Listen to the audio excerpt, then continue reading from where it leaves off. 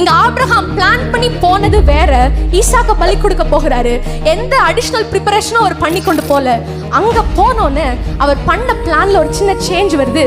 ஆனா இப்ப யாரோ ஒருத்தர் பலி கொடுக்கணும்.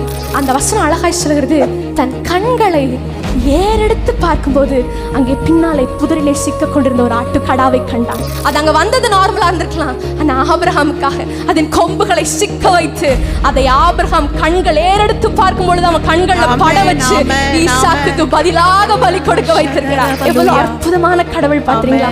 அதை பார்த்தோன்னு ஆபிரகாமால தாங்க முடியல. நீர் எல்லாவற்றையும் பார்த்துக் கொள்பவர், அந்த செகண்டுக்கு எனக்கு என்ன வேணும் கூட முன் அறிந்து எல்லா காரியங்களையும் நடப்பிக்கிறீரே, உம்மை தவிர ஒரு தேவனே இல்லை. அந்த அடுத்த வசனம் இப்படியாய் முடிகிறது, அவர் யெகோவா ஈரே என்று இந்நாள் வரைக்கும் சொல்லப்பட்டது. அன்னைக்கு மட்டும் அவர் ஆல் சஃபிஷியன்ட் காட் இல்ல. அன்னைக்கு மட்டும் ஆபிரகாமுக்கு அந்த நொடிக்கு என்ன தேவையோ அதை ப்ரொவைட் பண்ணுகிறவராய் அவர் இல்ல. இந்நாள் வரைக்கும் அவர் யெகோவா ஈரே எல்லாவற்றையும் பார்த்து கொள்பவர் என்று இந்நாள் வரைக்கும், ரைட் நவ இந்த இடத்துல நீங்க உட்கார்ந்து இருக்கிற வரைக்கும் அவர் இன்றும் யெகோவா ஈரேவா.